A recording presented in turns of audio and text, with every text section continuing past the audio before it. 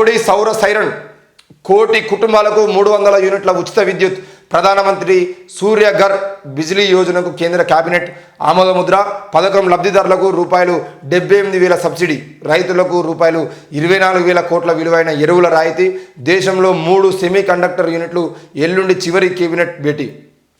దేశంలో సౌర విద్యుత్ ఉత్పత్తిలో అనుసంధానం చేస్తూ కోటి కుటుంబాలకు నెలకు 300 యూనిట్ల ఉచిత విద్యుత్తును కేంద్ర ప్రభుత్వం సరఫరా చేయనుంది.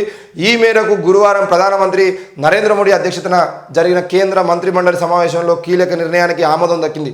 ఇళ్ల పైకప్పులపై సౌర యూనిట్ల పథకం పీఎం సూర్యఘర్ ముఫ్త్ బిజిలీ యోజన పథకాన్ని రూ75,201 కోట్ల వ్యయం అంచనాలతో కేంద్ర మంత్రి మండలి ఆమోదించింది. కోటి కుటుంబాలను ఈ పథకం లబ్ధిదారులుగా ఎంపిక చేస్తారు. నిర్ణీత లబ్ధిదారులకు సోలార్ ప్లాంట్ల ఏర్పాటుకు ఒక్క ఇంటికి 78,000 సబ్సిడీగా ఇస్తారు. అంతేకాకుండా కోటి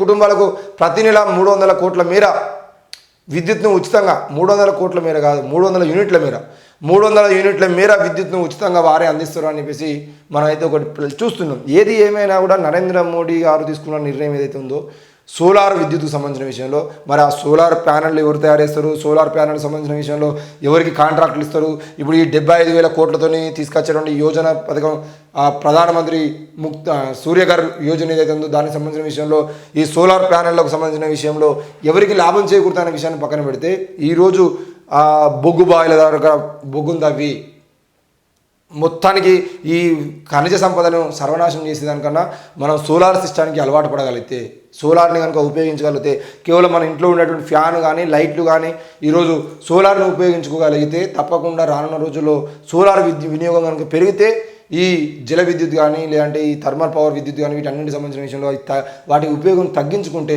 అది బాగుంటుందనే విషయం మనం కూడా ఆలోచించాలి.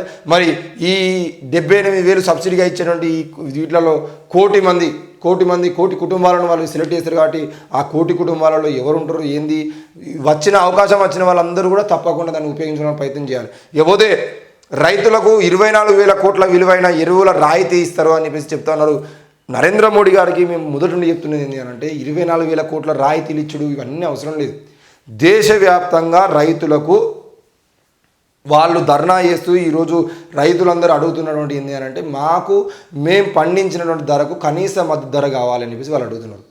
ఈరోజు ఒక రైతు కింటా వడ్లను పండిస్తే ఆ కింటా వడ్లను పండించి ఆ కింటా వడ్లను తీసుకుపోయి మార్కెట్లో అమ్మితే 1,000 నుండి 1,500 రూపాయలు ఇస్తున్నారు. 1,000 నుండి 1,500 రూపాయలు కేవలం కింటా వడ్లకు 1,500 రూపాయలు మాత్రం 1,500 కూడా ఇవ్వట్లేదు. 1,000 నుండి 1,200 మధ్యలో 1,200 రూపాయలకు కింటా చొప్పున వాళ్ళు కొంటున్నారు. అందులో తరుగు అని చెప్పేసి మళ్ళీ 5 కిలోలు తీసేస్తారు. 5 కిలోలు కింటకు 5 కిలోలు 10 కిలోలు తరుగు కింద తీసేస్తారు. 50 కిలోల బస్తకే 5 కిలోలు తీసేస్తున్నారు. ఇక పోతే ఒకవేళ 1,500 రూపాయలకు కొన్నారనుకోండి, 1,500 రూపాయల కింటా కొన్నటువంటి వడ్లని మీరు ఒకవేళ బియ్యంగా పట్టిస్తే మహా అంటే 500 రూపాయలు ఖర్చు అవుతుంది.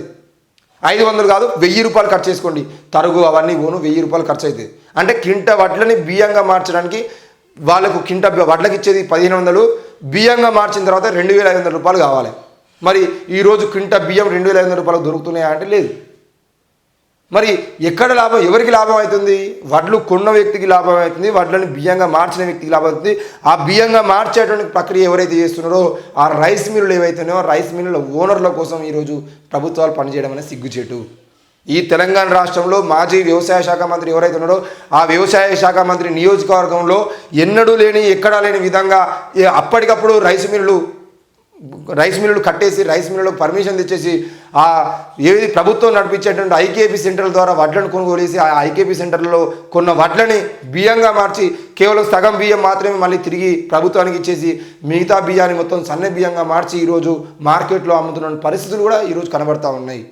మరి లక్షల కోట్ల రూపాయల బిజినెస్ అయినటువంటి అంటే వడ్లని బియ్యంగా మార్చే రైస్ మిల్లుల దందా ఏదైతుందో ఆ దందాలో ఈరోజు ప్రభుత్వం వాళ్ళకి అన్యాయం చేస్తుంది. కాబట్టి రైతులకు కనీస మద్దతు ధర ఇవ్వాలి. ఈరోజు 5,000 రూపాయల కింటా బియ్యం ఉన్నాయంటే కనీసం 3,000 రూపాయల కింటాన బియ్యాన్ని కొనుగోలు చేయాలి. ఈరోజు టమాటా రైతులకు ఆ మధ్య ఒక్కసారి టమాటా రేటు 100 రూపాయలకు పెరిగింది అని అడిగితే అయ్యో ఒక రైతు కోటీశ్వరుడు అని చెప్పేసి అందరూ మాట్లాడినాం. కానీ అదే టమాటా పండించిన రైతులు ఆత్మహత్యలు చేసుకున్నప్పుడు ఒక్కడు కోటీశ్వరుడు అయిన కానీ ఈ 1,000,000 మంది రైతుల్లో కనీసం 1,000 మంది ఈరోజు ఆత్మహత్యలు చేసుకున్నారు. మరి వారి గురించి ఎవరైనా ఎప్పుడైనా ఎక్కడైనా మాట్లాడిరా? అధికారులు మాట్లాడరు, మీడియా మాట్లాడరు, ఎవ్వరు మాట్లాడరు. కాబట్టి రైతుల ఆత్మహత్యలకు కారణమవుతున్నటువంటి ఈ అప్పులు ఏవైతున్నాయో అప్పులు పోవాలంటే రైతులకు తప్పకుండా రుణమాఫీ చేయాలి.